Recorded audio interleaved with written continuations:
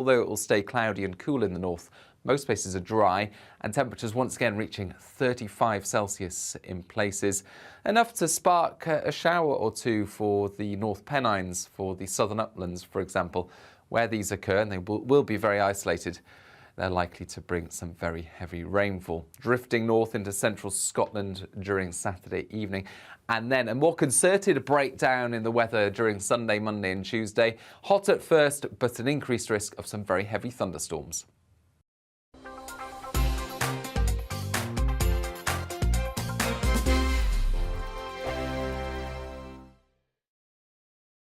Join my show Farage, 7 p.m. till 8 p.m. Monday through Thursday, and there you will get opinion, analysis, debate, and I'll cover stories that nobody else dares to touch. You've been cancelled. Join the club. Oh my goodness me. And then for the last 15 minutes, talking pints. We're over a drink. We have a civilised conversation with someone. We very often disagree, but we do it in a grown-up way. Come and join me on Farage.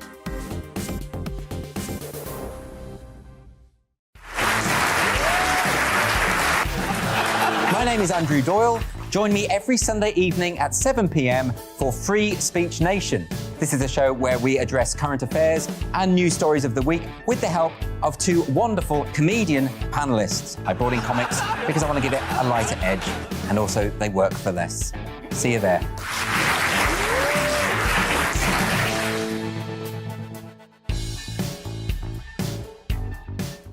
Hi there, it's Stephen and Anne. At breakfast from 6 a.m, you'll always be caught up with everything you need to know, the latest headlines, opinions and debates. We'll bring you the good news and the bad, but most of all, we're here for you. Remember, send in your views and let us know what you would like us to talk about. That's because we're your news channel. And every morning at 6 a.m, it's breakfast on GB News. I'm Dan Wootton. Join me Monday to Thursday from 9 to 11 for the feistiest and most fun news debate on TV, where free speech reigns. I'll bring you a sharp take on the day's biggest stories, bombshell newsmaker interviews, and A-list guests. And I guarantee you, no spin, no bias, no censorship, and no reason to go to bed. That's Dan Wootton Tonight, Monday to Thursdays from 9 on GB News.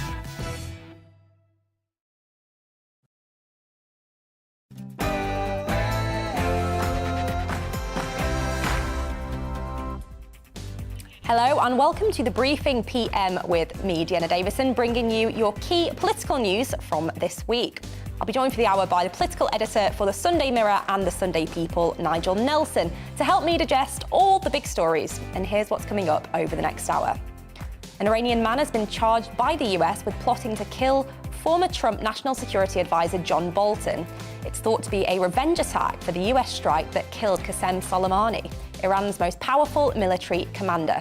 I'll be speaking to John Bolton live. We'll also be discussing the latest in the race to be the next Conservative Party leader and Prime Minister. After a week of them and their teams continuing to trade blows over how best to deal with the cost of living. And we'll be heading down to Plymouth to mark 12 months since the tragic shooting in which 5 people were killed. But give me your political briefing, send in your views and opinions by emailing gbviews@gbnews.uk or tweet me at gbnews.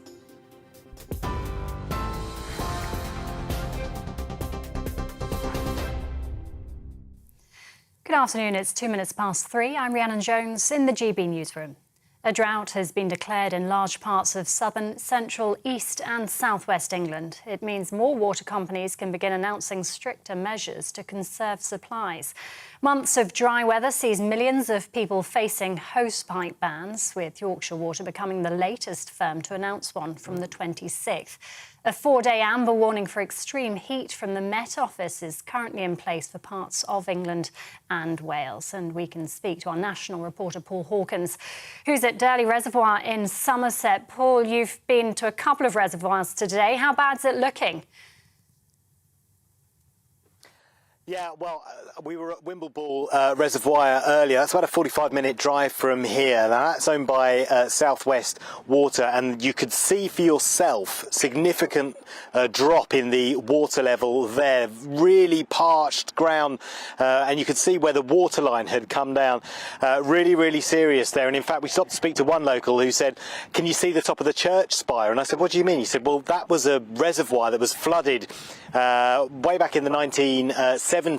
That's how they built the reservoir, and there's a church at the bottom, and some people are saying if the reservoir level there falls any further, you'll be able to see the top of the old church spire and see the buildings and the village that sat in the valley that was used to make the reservoir." So serious problems down there. We've now moved 45 minutes away, and we're at, as you say, Durley Reservoir. Here, this is Wessex Water, but it's still in the southwest, supplying water to places like Bath and Bristol. The situation here is okay.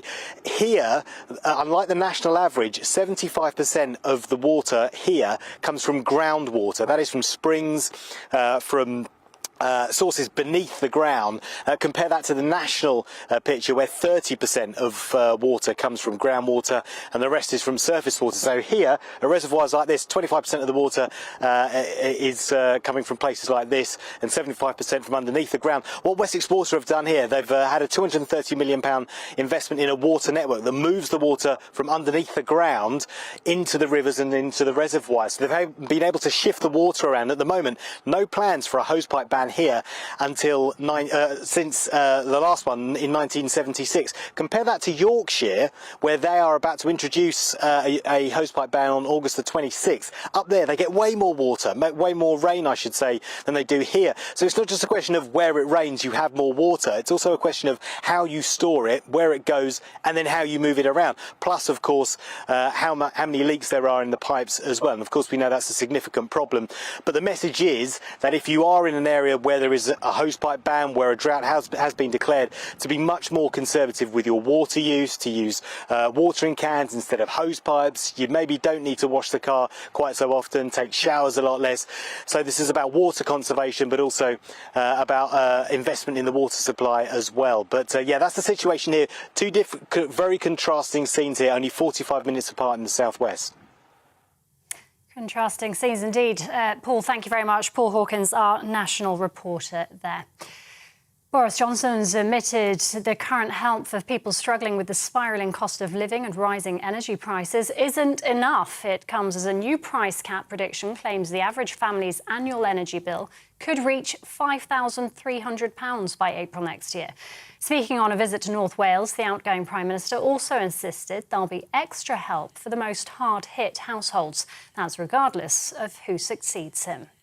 The cash is not only coming through now and has started to come through, but will continue to come through over the weeks and months ahead. But people are saying it's not enough. It's not enough. And in addition, what we are doing is making sure that we have the fiscal firepower, we have the cash to help people more at those two key points, in October and in January. The UK economy shrank by 0.1% between April and June, according to official figures. The Office for National Statistics says the phasing out of COVID-19 spending is partly to blame. The big fall of economic growth in June, it says, was partly caused by the extra bank holiday to celebrate the Queen's Platinum Jubilee.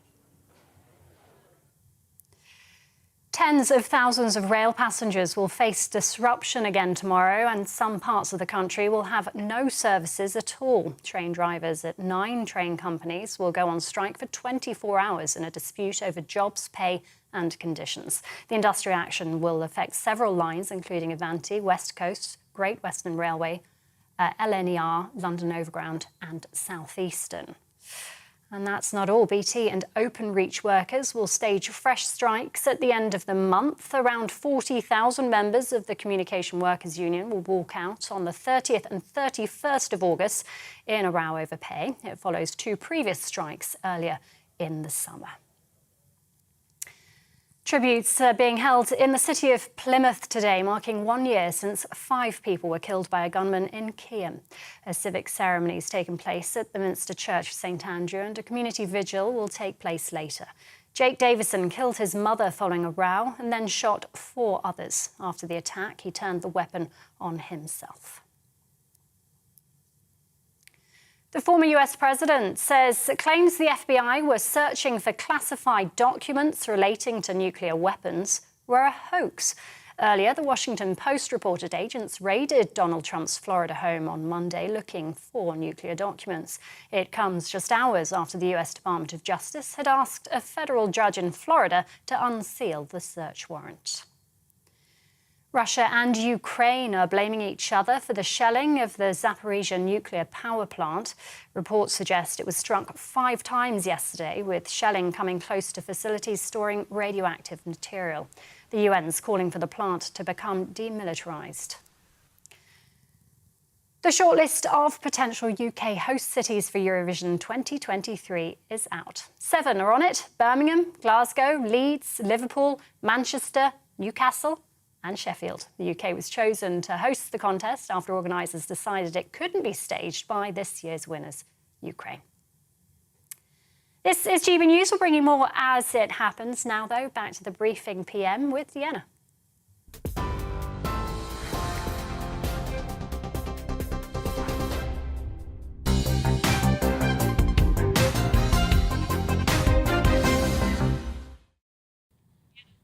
An Iranian man has been charged by the United States with plotting to kill former Trump National Security Advisor John Bolton. US officials have said a member of Iran's Islamic Revolutionary Guard Corps was in Iran and wanted over the alleged plot, with suggestions that the individual was likely seeking revenge for the US strike that killed Qasem Soleimani, Iran's most powerful military commander. While Iran dismissed the charges, it said came from a failed policy of Iranophobia, and an Iranian government spokesperson told state media that the allegations were baseless. Well, joining me now is John Bolton himself. Mr. Bolton, thank you for your time this morning. Just tell us, how did you become aware of the threats made against you? Well, I was first informed by the FBI back in the spring of 2020, pursuant to the FBI's so-called duty to warn obligation when American citizens are threatened by foreign interest. And over the course of the rest of 2020 and much of 2021, they kept giving me more detailed warnings as information became known to them, until really just before Thanksgiving of 2021. It was serious enough that I asked if that were the case, that maybe the Secret Service should resume protection, which had stopped the day I resigned back in 2019. So I certainly learned a lot about it. I didn't myself know all the details that were in the charging documents filed in federal court and unsealed earlier this week. I learned about it when I read the charging documents. And just tell us, what details were revealed earlier this week?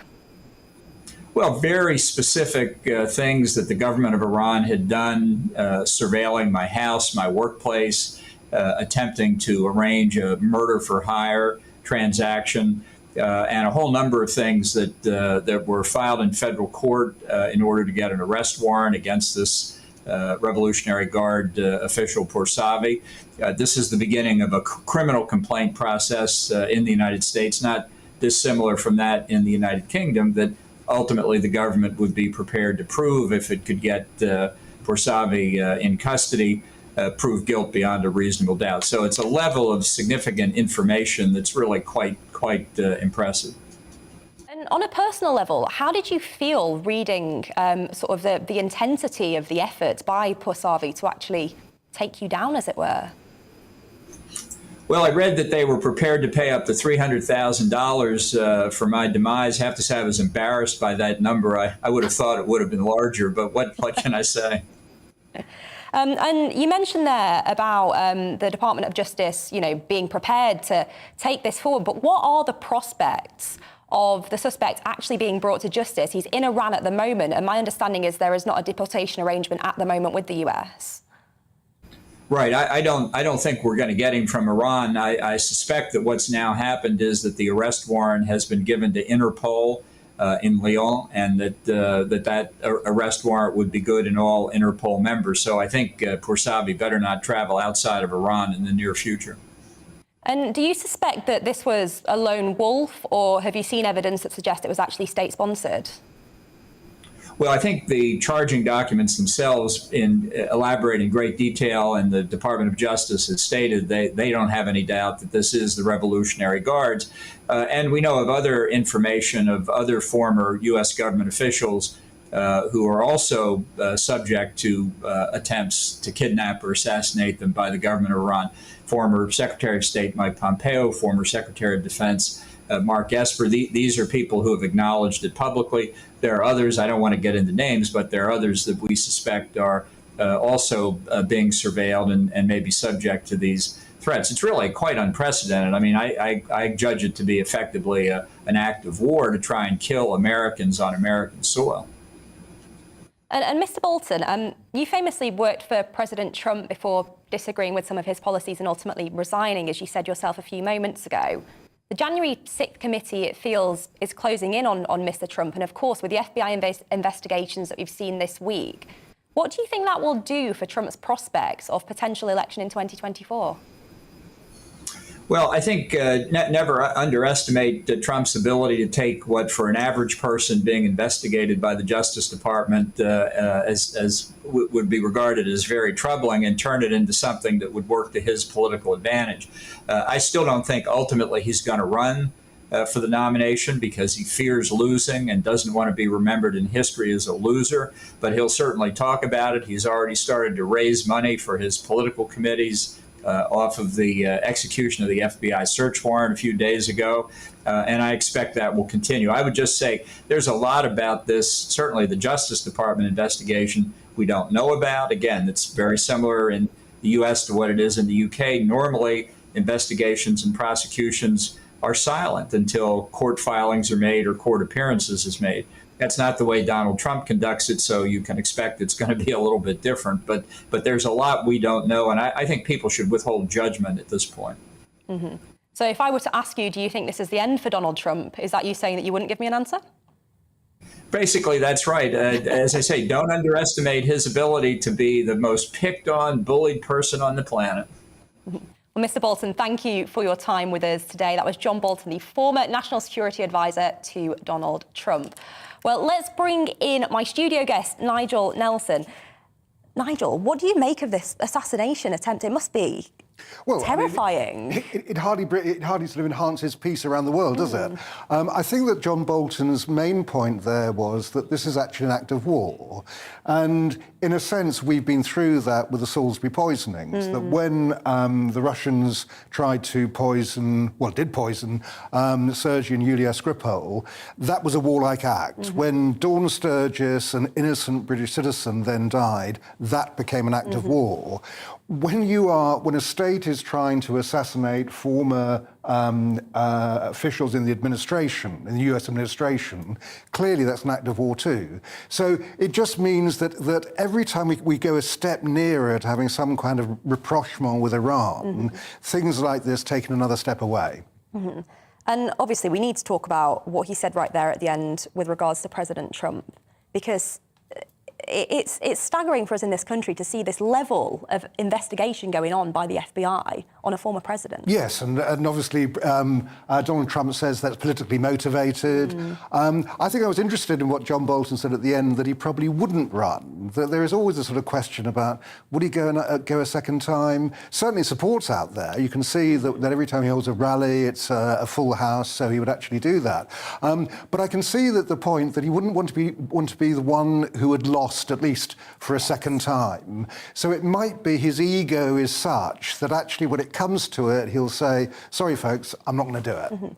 And my question is whether he would actually get the Republican nomination as well. Well, he may not even get that far, yeah, and that's a question. I think that it'll be interesting to see what happens after the midterms. So let's see where the Republicans are there within the House.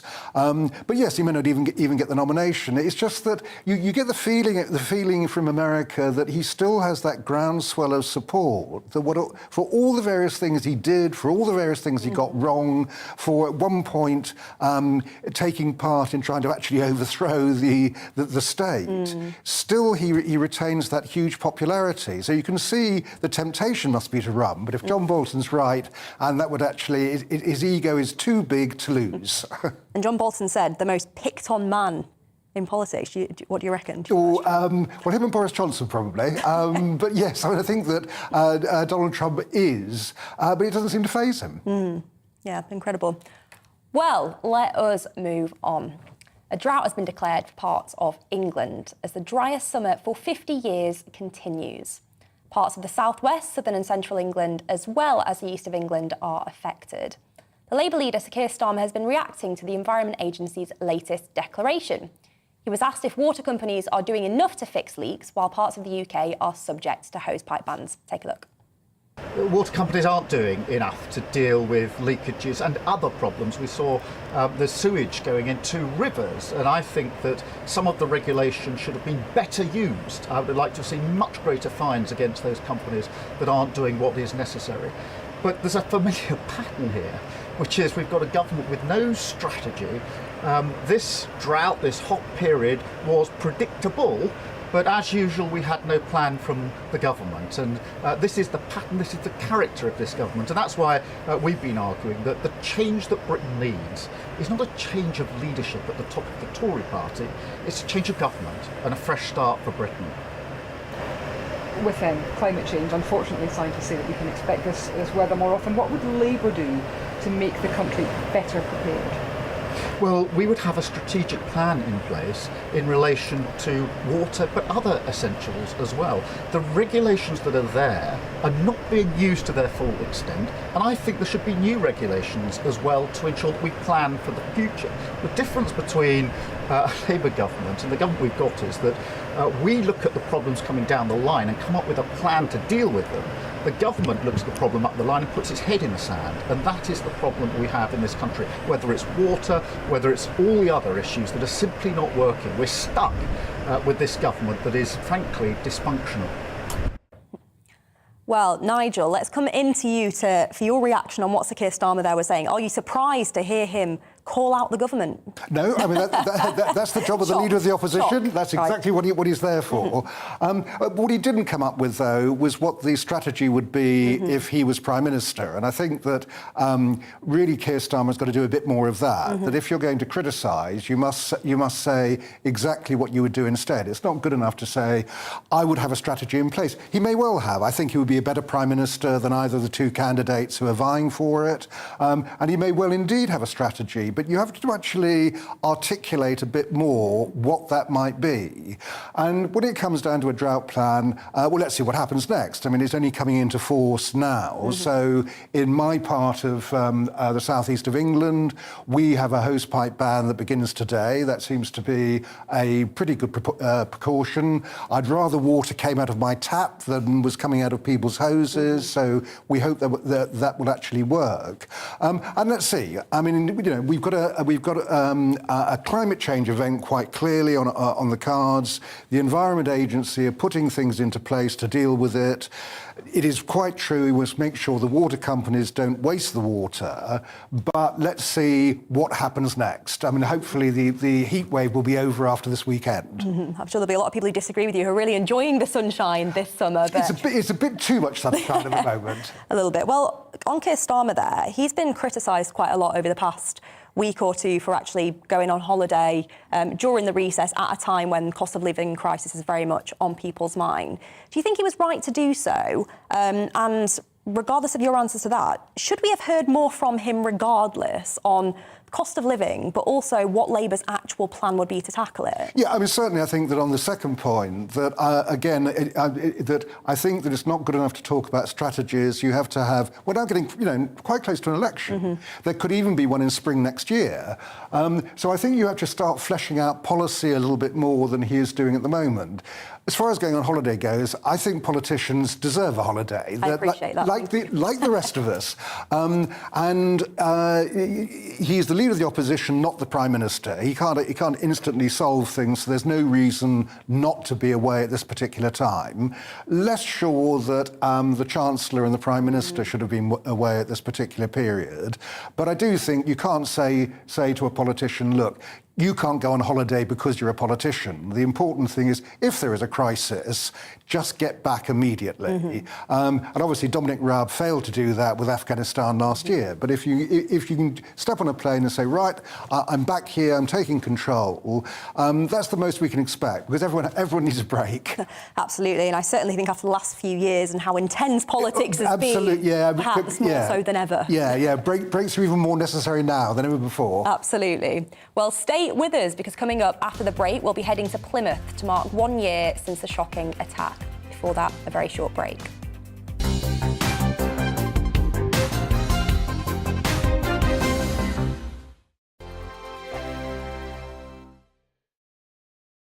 Join my show Farage, 7 p.m. till 8 p.m. Monday through Thursday, and there you will get opinion, analysis, debate, and I'll cover stories that nobody else dares to touch.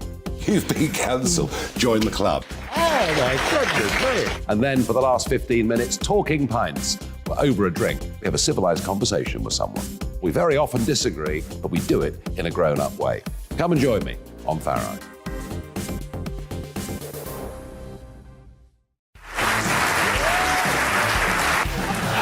My name is Andrew Doyle. Join me every Sunday evening at 7 p.m. for Free Speech Nation. This is a show where we address current affairs and news stories of the week with the help of two wonderful comedian panellists. I brought in comics because I want to give it a lighter edge, and also they work for less. See you there.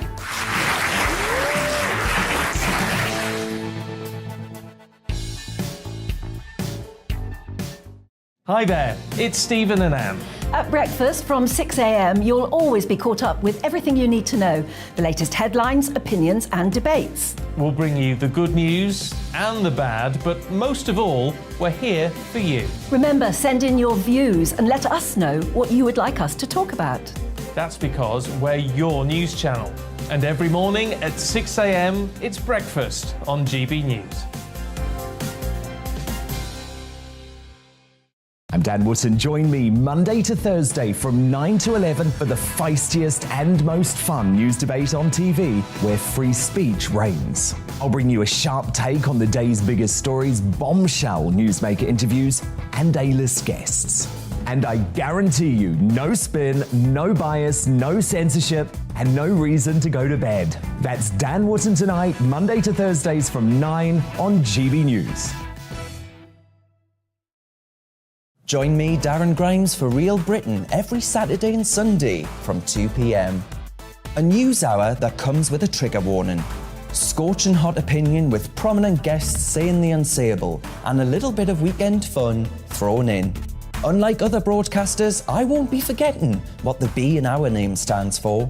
So howie in for Real Britain Saturday and Sunday from 2 p.m.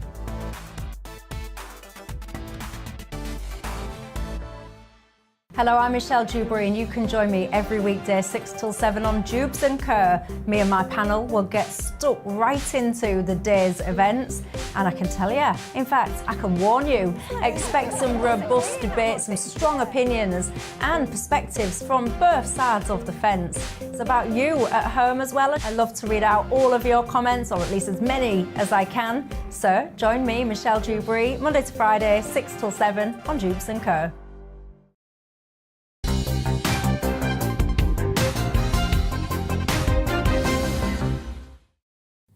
Welcome back to the briefing. Now, a memorial service took place in Plymouth this morning to mark the 1 year anniversary of the Keyham tragedy. 5 people were shot dead on August 12 last year as they went about their daily lives. After the 12-minute attack, the gunman then turned his weapon on himself. 1 year on, and the devastated community is still waiting for answers as to what happened that day and why. Well, our South of England reporter Jeff Moody sent us this report. It's been a year, but the people here still trying to make sense of the senseless. In the aftermath of the attack, exactly a year ago, shock, anger, and a coming together in grief. Today, that grief less raw, but just as real. The community has come together in Keyham quite well. They're working together. There's quite a lot happening in terms of supporting each other, as well as other organisations within the Keyham community supporting people. On the 12th of August last year, 22-year-old Jake Davison opened fire at a house on Biddick Drive, killing his mother, Maxine. He then went onto the street and shot dead Lee Martin and his 3-year-old daughter, Sophie.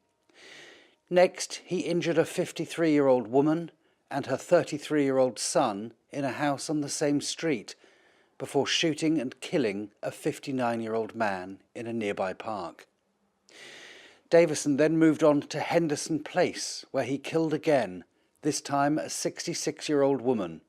He told a passerby there was nothing to worry about, mate. Shortly afterwards, he turned his pump-action shotgun on himself. A year on and a community still waiting for answers. Not least why Davison's shotgun and licence were returned to him by local police just weeks before the shooting. They'd been revoked the year before after he assaulted 2 teenagers. The Independent Office for Police Conduct have awarded misconduct notices to 2 staff members and an officer involved in approving his licence. They want their questions answered. They want to know what went wrong and what we're doing to sort of make sure it doesn't happen again. But today's not about questions. A series of events are planned for this weekend. A memorial service for the families, another candlelit vigil for the community. Trained staff, including members of victim support, will be out in force, offering comfort for a community still reeling. It's hoped the inquest, scheduled for January, will be a chance for the community to ask its questions. Why them? Why us? And what next? Jeff Moody, GB News. Well, let's now speak to Jeff Moody, who is in Plymouth. Jeff, a very difficult day for the people of Plymouth. Very difficult day indeed. The memorial service ended about a couple of hours ago. Everybody's gone home now, but the centre of today's grief now shifts to Plymouth Hoe, where tonight there will be a candlelit vigil here for the whole community to come together to show their respects for the people that died and also to grieve together and support those that remain. Plenty of questions to still be answered, and the inquest that will take place in January, the hope there is that these questions will be answered. The main question is, how on earth was this 22-year-old man given a gun and a gun licence when his own mother, a few days beforehand, had warned authorities that they felt that he was a danger? His firearms were revoked previously because he'd threatened some teenagers, but police returned those firearms to him just days before the attack. So the questions after today will be, why on earth was that allowed to happen? Could this actually have been avoided? But today really isn't about questions. Today is about the community coming together as one to remember the people that have died and to grieve together. And this spot here on Plymouth Hoe will be the site of that coming together, which will take place later tonight. Well, Jeff Moody there, joining us from Plymouth on the 1-year anniversary of the terrible Keyham tragedy. Well, coming up, I will speak to Michelle Donnellan about the latest in the Tory leadership race, and we'll be heading to Scotland, where SNP mismanagement has led to islanders having to ration food. But first, it's your news update.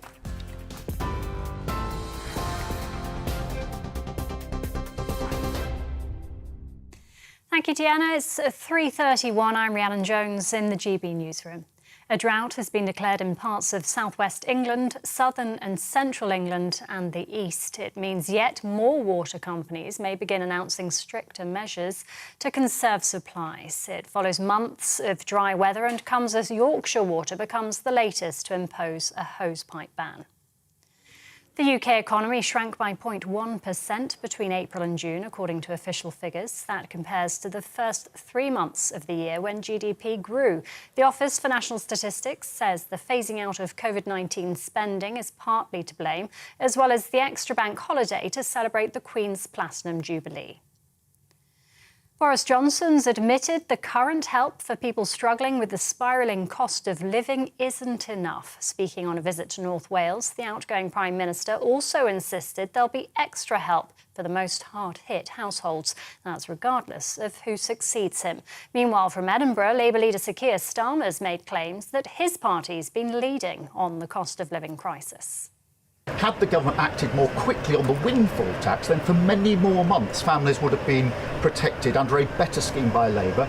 If the government had acted on Labour's idea for VAT to be reduced, to be eliminated on energy bills, many people would be better off. For the 4 million who are using prepayment meters, we're saying clearly we would abolish them. It would help 4 million people who very often are those struggling most throughout this crisis. The Post Office will stage fresh strikes for 3 days at the end of August. The communication workers' unions announced staff will walk out on the 26th, 27th and 30th in an escalated dispute over pay. And the final list of UK cities that could host Eurovision 2023 have been revealed. The 7 shortlisted cities are Birmingham, Glasgow, Leeds, Liverpool, Manchester, Newcastle and Sheffield. The UK was chosen to host the contest after organisers decided it couldn't be staged by this year's winners, Ukraine. TV Online and DAB+ Radio, this is GB News.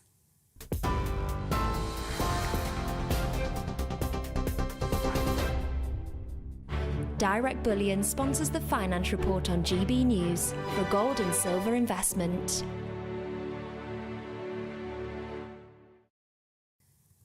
Here's a quick snapshot of today's markets. The pound will buy $1.211 US and 1.180 euros. The price of gold currently stands at £1,481.47 per ounce. Direct Bullion sponsors the Finance Report on GB News for gold and silver investment.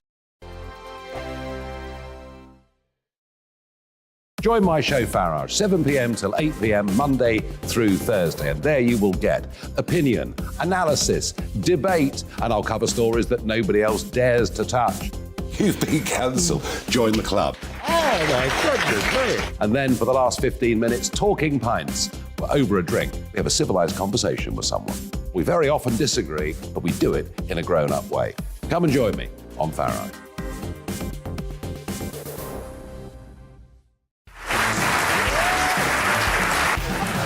My name is Andrew Doyle. Join me every Sunday evening at 7 p.m. for Free Speech Nation. This is a show where we address current affairs and news stories of the week with the help of 2 wonderful comedian panellists. I brought in comics because I want to give it a lighter edge, and also they work for less. See you there.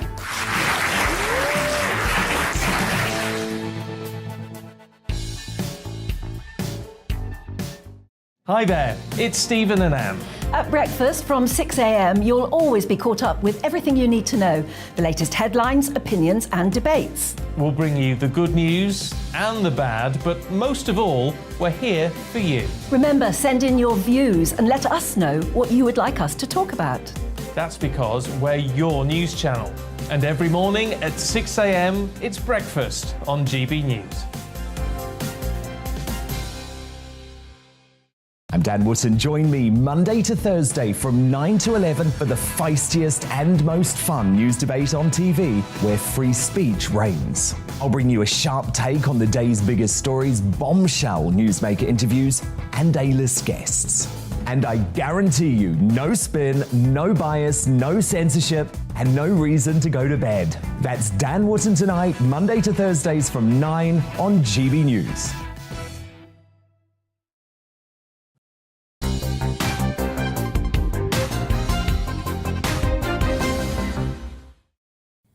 Welcome back to The Briefing here on GB News with me, Deanna Davison. Well, moving on to the race for number 10. As Rishi Sunak, in a hope to boost his campaign, has unveiled a plan to slash rising energy costs for 16 million vulnerable people. This comes in a surprise move where he's said that he's willing to find up to £10 billion to cut bills for poorer working households. Well, taking a swipe at his rival Liz Truss, he's said that whatever the boosterish talk of others, you can't heat your home with hope. Well, let's now speak to Michelle Donnellan, the Conservative MP for Chippenham and Liz Truss backer. Michelle, thank you for joining us this afternoon. In the early stages, you were backing Penny Mordaunt, but now you are backing Liz Truss. Can you just broadly tell us why you think Liz is the right person? Yeah, and thank you, Deanne. I think she's the right person because she really is the no-nonsense candidate, the true Conservative who's going to go forward, has bold ideas, challenge the status quo, and we know she gets the job done, which, to my constituents is absolutely essential. We're 2 years off that election. We've got a lot that we still need to deliver in that manifesto, and I'm confident that Liz Truss is the individual that will actually do that. Obviously, cost of living is something that is on everyone's mind at the moment. We've seen Rishi Sunak announce additional support for some of the most vulnerable. What will Liz Truss do to help people with these rising energy bills and the overall cost of living? So I think one of the strengths of Liz is particularly her policies and what she will do. She will be helping everybody through it by enabling them to keep more of their own money in the first place, a fundamental Conservative principle, by cutting taxation and not increasing it in other ways that it's been planned, such as corporation tax, that we can actually grow our economy, we can grow the number of jobs and the opportunities that are available. And I certainly do worry about the months that are coming and that are before us in terms of the economic crisis and the cost of living challenges that my constituents and people up and down the country will be facing. And I just don't think it would be morally right to be taking people's money away from them at a time when they're going to need it the most. We have the highest tax bill in 70 years. Something has got to give. And that's what Liz Truss will do. There has been some critique that tax cuts might not help some of the most vulnerable at this stage. In the short term, do you think that tax cuts are enough, or does Liz need to do more? So what Liz has said is that she will do an emergency budget as soon as she is in with her Chancellor, when she'll have the comprehensive overview of where the books are at, and she'll do as much as she possibly can to help people through this crisis. But she has promised that she'll get rid of that national insurance levy, that she'll have a moratorium on the green levies on our energy bills, that she won't rack up corporation tax, the people that create the jobs and support our constituents. And for me, they are fundamental things that are going to help people through the coming months. But of course, she'll look at this in the round. One of the critiques of the Tory leadership race more broadly has been the amount of blue-on-blue attacks between the many candidates and their camps. Do you think it's realistic that the party can unite after this? Absolutely, that we had to have quite a lengthy process to allow members the opportunity to scrutinise each candidate and really make an informed choice. But we have to unite. For the good of the country. We've got challenging times ahead. Liz Truss, in fact, has people backing her from all wings of the party. She has people backing her that are current cabinet ministers, former cabinet ministers, that are backbench MPs up and down the country, because she is the unity candidate in this. She's the person that can bring the party back together. And she also has the policies to do so. She has the policies that have been coming up in my constituency over the coming few weeks, last weeks. So when I've been canvassing, what's been coming up, of course, has been the cost of living and the challenges that people have been facing, but also has been defence. Liz has promised that she will get defence spending to 3% of GDP. Cutting crime has been coming up on the doorsteps. Liz has promised that she'll cut it by a quarter. These are things that people want their MPs to be delivering on, and I'm confident that when we have the new leader, who will hopefully be Liz Truss, we can then get back together and get on with the job in hand. The job in hand, of course, is delivering on some of those major challenges, but obviously for political parties, it's also prospects at the next general election. So do you think Liz Truss has got a better chance of winning that next general election versus Rishi Sunak? Absolutely. She's the candidate who can unite the party. Divided parties don't win. We've seen that with Labour time and time again. She's also the individual that has a track record of getting stuff done, of delivering. She's worked in 6 different government departments, and she's always come good on her word. And that's certainly what we need over the coming months and the coming years. And of course, she has the right policies to help people, basic Conservative principles like letting people keep more of their own money, like creating more opportunities and aspiration nation, like putting education at the heart of her government and making sure that we're upskilling and reskilling people. These are all the things that are core to what we stand for and core to what our constituents want. And that's certainly the message that my constituents in Chippenham have been giving me as I've been knocking on doors over the last few weeks. Brilliant, Michelle. Thank you for your time. Michelle Donnellan there, MP for Chippenham, on why she is backing Liz Truss to be the next Conservative Party leader and Prime Minister. Well, let's bring in my studio guest, Nigel Nelson. Nigel, what have you made of this leadership contest so far? I think there should have been a general election, but we couldn't have that. I don't think that Liz Truss's cutting tax policy is the right one for this particular moment.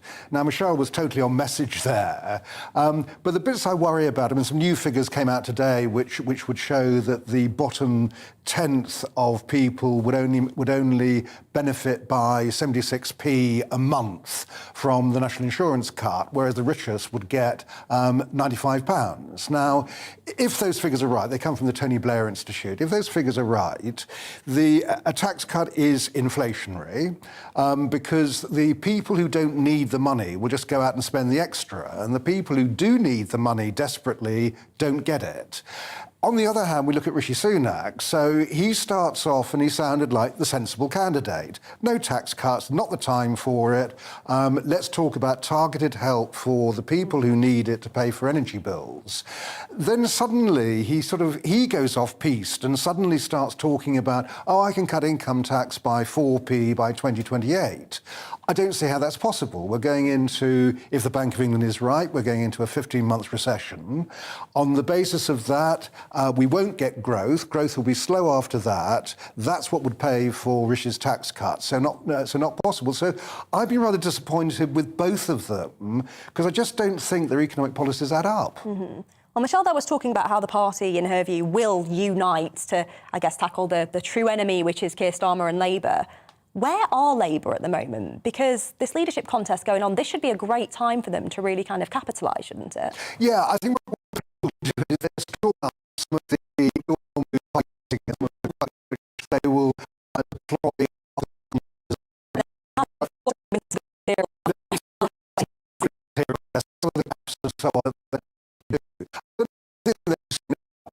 You're absolutely right that there is a policy coming from the Labour side.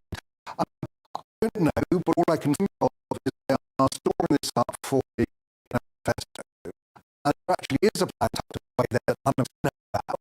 But certainly, yes, it goes back to what I'm saying, whether or not the Prime Minister will be tempted to go for an electoral would have won the election back in 2007, and he got for it when time was favored.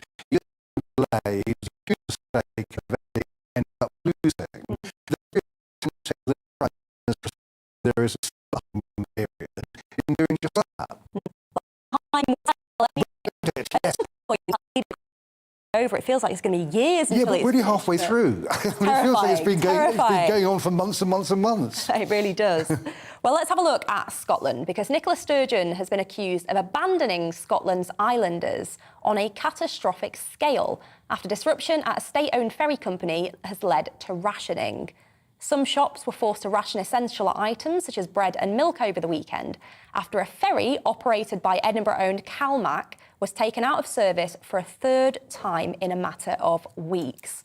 Well, let's now speak to the Liberal Democrat MP for Edinburgh West, Christine Jardine. Christine, thank you for your time on this. So the Lib Dems have been talking about the risks to island communities for years.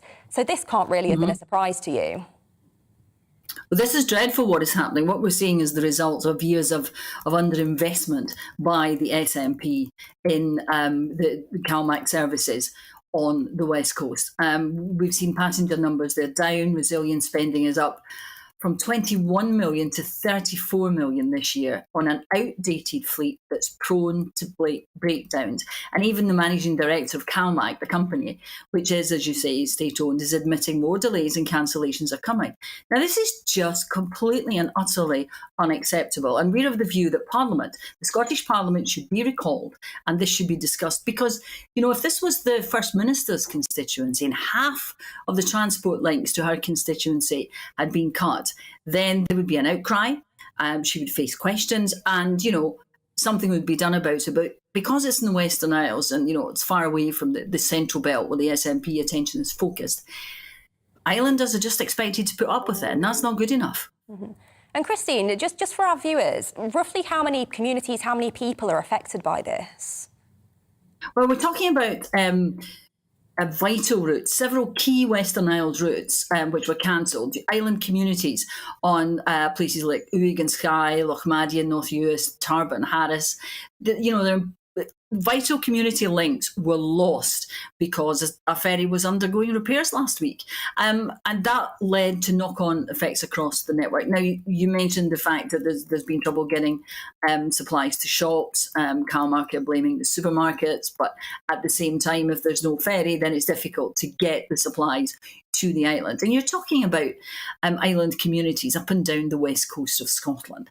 And it's simply not good enough. And it comes, of course, in the wake of the other ferry fiasco which we have in Scotland, which is the vastly overspent money on the ferries which are sitting, in Ferguson Marine in Glasgow, unable to move and unlikely ever to go into service. So the Western Isles are being very badly served by the Scottish Government, and it's time something was done about it. And Parliament should be recalled now in order for our MSPs to talk about it and address just what can be done to protect the livelihoods of so many people in those communities. Mm-hmm. And Christine, clearly you want the Scottish Parliament to be recalled, but in terms of specific action, what would the Lib Dems like to see? Is it about longer term investment, or is there more that needs to be done? The Minister needs to explain why years of underinvestment have taken place in our ferry network. These are lifeline services. They need investment, and they need it before it gets any worse. And we need to find out exactly what's going to happen about, the lack of cover, for example, for ferries. If a ferry breaks down, it's not good enough that ferry breaking down means that the island community is cut off. There needs to be cover. There needs to be investment, and they need to come clean with the island communities about exactly why there hasn't been that investment and what they're planning to do about it.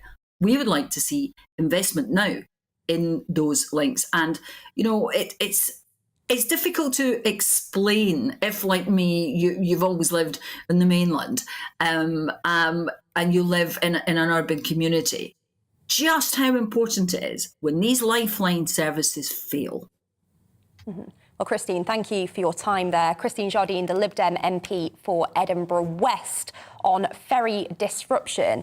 And Nigel, could you imagine that? Could you imagine, not being able to get perhaps your place of work, shops running out of food purely because of underinvestment in transport? No, it's really scary. Mm-hmm. The idea that you can't... obviously everything's going to be taken to the Western Isles by sea, mm-hmm. and if that's the only way of getting there, you need enough ferries to do it. Mm-hmm. What I didn't quite get from what Christine was saying is what you can do now. Mm-hmm. That even if you recall the Scottish Parliament, the only thing I can imagine that they could do, and in fact actually should be doing, is chartering more ferries, so as you can actually deal with the problem, because it's an emergency. Yes, of course, you need investment in the future, but it's now that they actually need to do it. Mm-hmm. One thing they mustn't do is get Chris Grayling to go and try and find ferries for them. But apart from that, it does seem to be that the important thing is to get foodstuffs, basically, to the Western Isles as soon as possible. Absolutely. Well, we will see if the Lib Dems are successful in their campaign to get the Scottish Parliament recalled. But now, soaring temperatures and a major lack of rain this year could see a major surge in wasps across the country during the last weeks of summer, with pest control firms reporting more call-outs than average for early August. A late summer surge is normal, but this year's soaring temperatures and a lack of rain could lead to a particularly high number of wasps across the country. Well, joining me now is Natalie Bungay, the Technical and Compliance Manager at the British Pest Control Association. Natalie, tell us, why are there so many wasps this year? And, how awful is this expected to be for people sitting out in their gardens? Yeah, absolutely. In terms of the numbers of wasps at the moment, there is, I say, a reported increase. We get fluctuations over the course of 3 or 4 years, where some years pest controllers will say there's definitely been an increase. Other years, maybe a decrease, but that is due to our temperatures and like rainfall and things like that. And the main reason is because when those queens come out of hibernation, they have to predate on things like small flies and aphids to be able to feed their larvae. So if the weather is particularly good and good for those species of insects to breed, then of course there'd be an abundance of food source for those queens to be able to rear their brood. So usually that's the reason why good weather can bring about more wasps. But certainly this time of year, we're looking at the nests are going to be particularly big. So we're looking at 4,000 to 5,000 workers within it. They're at their peak. And as they start to produce those new queens and the males as well, which will mate and fertilise, the worker wasps will actually not really have much of a job to do. So they leave the nest and they start feeding on sugary substances just to survive for a few weeks. And this is when they can get a little bit more aggressive. And it can seem like there's more of them around because they're just kind of busying themselves until it's the end of their season. I think one question that a lot of people always ask with regards to wasps is what is their part in the food chain? Because they seem to be menaces, but what do they actually do to help us?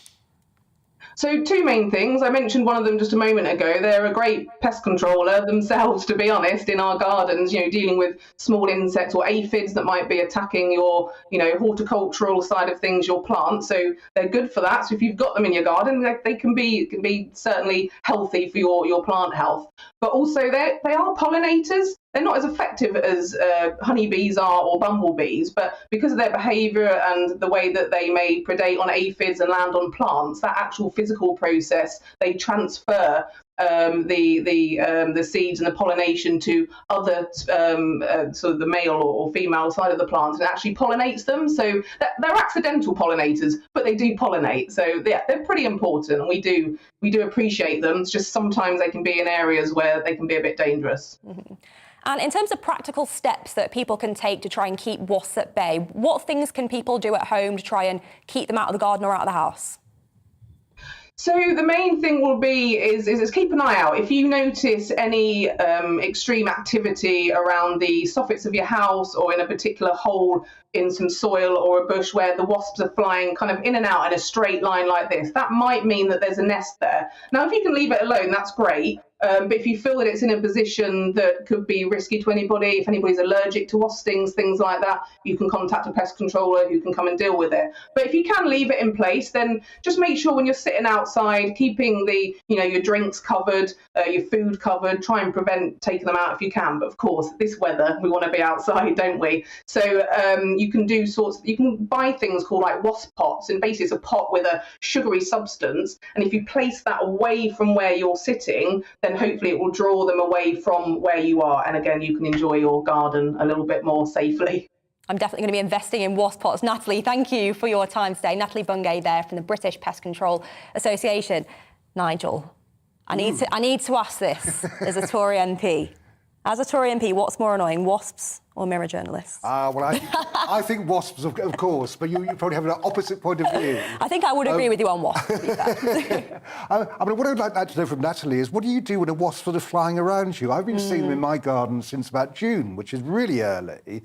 And of course, I just sort of maniacally sort of do this and that, and they still seem to come at me. And I'm being told by my wife, just leave it alone and it'll go away. And I can't actually do that. So it's how to deal with the individual wasps I want to know about. That's a good point. I read somewhere there's something about a mix of water and white vinegar can help, but you wouldn't want to be sort of using it as body spray, would you? It's like a chippy. You put it all over yourself. All over surfaces, but I wonder if it'd work on yourself as well. Well, that's one for us to check. You sort of smell like fish and chips when you go out. Yeah, okay. Absolutely. Well, you have been watching The Briefing with me, Deanna Davison. In a moment, it'll be Dawn Neeson standing in for Nana. But first, here's the weather. Thank you for sticking with us today, and do go and enjoy the sunshine. Hello again, I'm Aidan McGivern from the Met Office. It's a hot and sunny one once again out there for most of us. It will stay warm overnight as well, but one exception to the clear and hot conditions, the north and northeast, where there is some lingering low cloud and some mist around coasts. That will continue, I think, in many spots, but elsewhere, High pressure bringing plenty of sunshine out there, barely a cloud in the sky for most of the UK, and that's the way it remains overnight. That low cloud and mist I mentioned affecting the far north of Scotland, some rain attached to it for the likes of Shetland and Orkney for a time, and some extra low cloud and mist creeping into northeastern coasts overnight. But it's a warm night wherever you are, a muggy one, uncomfortable for sleeping, with some places like Cardiff and London, temperatures staying at 18 Celsius through the night. And then a bright start to the day tomorrow. Once any early low cloud and mist gets out of the way, many places will see another sunny day. Again, the far north of Scotland sees a lot of cloud and some patchy rain and drizzle, but elsewhere it's sunshine, strong sunshine and rising temperatures. 30 Celsius in Keswick there, 35 for Worcester. Could see a 36 close to the West Midlands or the West Country, perhaps East Wales as well. So those kinds of temperatures, unusual for the UK, and can cause health impacts and impacts to infrastructure because, of course, the country isn't used to this kind of heat. So extreme heat warning in force through the weekend. An uncomfortable night once again for sleeping. A touch warmer even on Saturday night compared with Friday night. Temperatures in some spots staying at 19 Celsius. But that's enough for some showers to develop on Saturday night across northern parts of the UK. They really get going on Sunday for central and western Scotland, parts of Northern Ireland. Risk of intense thunderstorms, and that occurs more widely on Monday. Where these thunderstorms occur, because they'll be hit and miss, there is the risk of flash flooding.